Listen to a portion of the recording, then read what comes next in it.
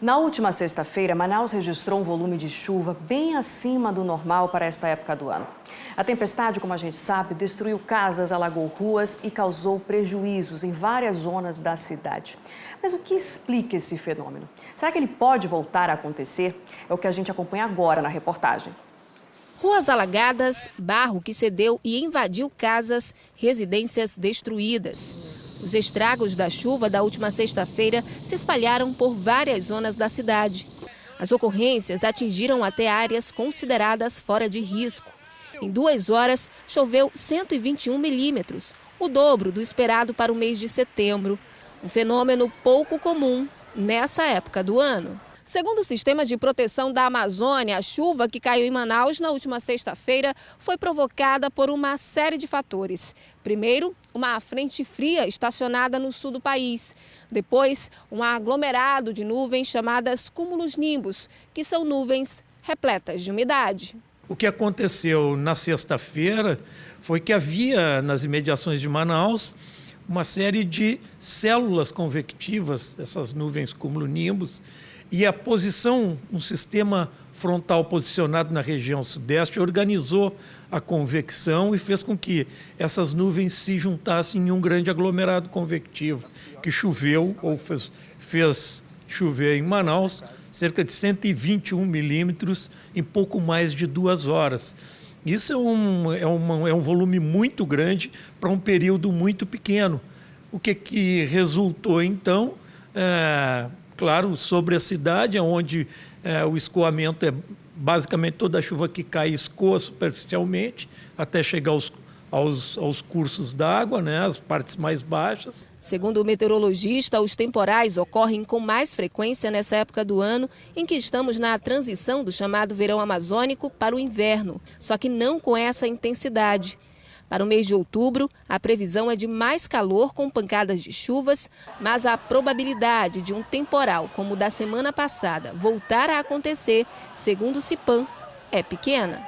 A previsibilidade é praticamente nula. Você sabe que vai chover bastante, sabe que vai ter pancadas e tudo mais, com descargas elétricas e tudo mais, mas um volume como esse que a gente observou não é uma coisa muito comum, não. Então, a possibilidade existe, mas a probabilidade é pequena.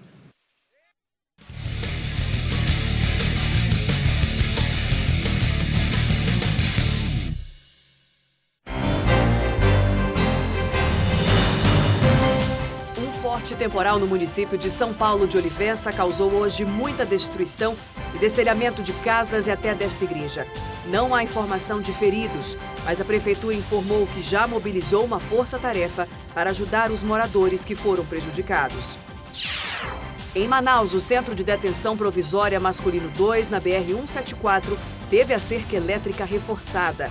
Foram os próprios presos do projeto Trabalhando a Liberdade que fizeram o serviço. A cada 3 dias trabalhados, eles reduzem 1 dia da pena. E o ônibus do programa Justiça Itinerante do Tribunal de Justiça do Amazonas começa na próxima segunda-feira, dia 7, os atendimentos de outubro. O primeiro ponto vai ser o estacionamento da Universidade Luterana no Japim, na Zona Sul. No local vão ser oferecidos desde encaminhamentos de ações judiciais até emissão de documentos. Os recursos hídricos da Amazônia estão em debate em Manaus. Especialistas e estudiosos do Brasil e do mundo estão preocupados com a má utilização da água do planeta. Nesses tempos em que a Amazônia está em discussão, como administrar os recursos hídricos de toda essa imensa biodiversidade? É esse o questionamento que foi feito no 7º Workshop Internacional sobre Planejamento e Desenvolvimento Sustentável em Bacias Hidrográficas. A ideia é mostrar a água como elemento de integração e de conflitos socioambientais. O evento traz uma oportunidade única para acadêmicos e especialistas discutirem sobre as mais diversas formas de geração de energia limpa na região amazônica. Outro ponto de destaque são os inúmeros cursos d'água que são ameaçados constantemente pelo crescimento da poluição no país. Muitas vezes a gente tem um rio, um igarapé próximo que poderia ser aproveitado, que poderia ser objeto aí de recreação e lazer, No entanto, ele está tão poluído que ele não serve para essas outras questões. Então, a gente tem que ter sempre a perspectiva de que a qualidade da água é muito importante. Na discussão que vai até o fim desta semana, foram destacados diversos modelos de gestão hídrica que são utilizados na Ásia e Europa, que, segundo os especialistas, podem contribuir para a evolução das pesquisas na Amazônia. A gente já tem mais de 400 alunos nesse país inteiro, são 14 universidades públicas e muitas delas estão aqui presentes em Manaus para apresentar os seus trabalhos, para mostrar os seus produtos, o que está sendo feito para a melhoria das bacias hidrográficas nesse país. Sem as bacias não tem água, sem água não tem vida. Outros temas que vão ser abordados é a segurança hídrica e legislação ambiental, subsídios e propostas para a água, tecnologias sociais na gestão e saneamento básico. Nós vivemos uma contradição, né? Nós temos abundância, mas não temos saneamento, não temos acesso às populações mais vulneráveis de uma água de qualidade.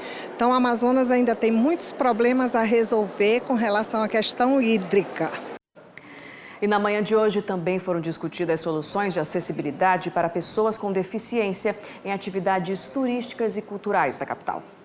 Gilberto nasceu surdo e desde pequeno enfrentou problemas para se comunicar em qualquer lugar que frequenta. Ele conta que viajar ou visitar espaços turísticos nem sempre é tão prazeroso quanto poderia ser. Os locais aqui é difícil acesso, então falta intérprete, até os lugares mesmo eu não consigo ir, falta esse profissional, então não tem essa inclusão total, então é muito difícil. A ideia nesse encontro com pesquisadores e especialistas em turismo e acessibilidade foi debater soluções para problemas como esse e dar às pessoas com qualquer tipo de deficiência a possibilidade de também participar de atividades culturais e turísticas em Manaus. Evidentemente que o centro antigo de Manaus, ele precisa passar por um novo planejamento de acessibilidade, para incluir mais não só o cadeirante, mas o idoso, a senhora grávida, o cego, o ser humano. Quando você fala numa política de inclusão social, na Lei 13.146, é preciso que a gente entenda que é uma política para todos. Algumas iniciativas, como o aplicativo Júlia, já funcionam em pontos turísticos. O sistema traduz a língua de sinais para o português e permite que os surdos tenham liberdade de conhecerem o bosque da ciência sem a necessidade de guias ou intérpretes. O projeto deve ser adotado também em outros espaços. Nós pretendemos implantar o projeto no Museu da Cidade, né? Agora pelos 350 anos de Manaus vai ser uma das ações que nós vamos fazer e nós pretendemos que isso aconteça a partir do dia 24 de outubro deste mês. Né? O encontro deve gerar um relatório que vai criar diretrizes a serem seguidas por pesquisadores e pelo poder público. E a partir desse relatório a gente promoveu um novo encontro para apresentação dos resultados e desta forma fazer um encaminhamento para os órgãos que atuam diretamente com a questão da acessibilidade nos espaços de lazer e turismo, na perspectiva da gente começar a discutir, né, a viabilidade de implementar políticas públicas em relação a esse tema. O A Crítica na TV volta já com mais informação para você. De olho no relógio, 8h21, eu volto já.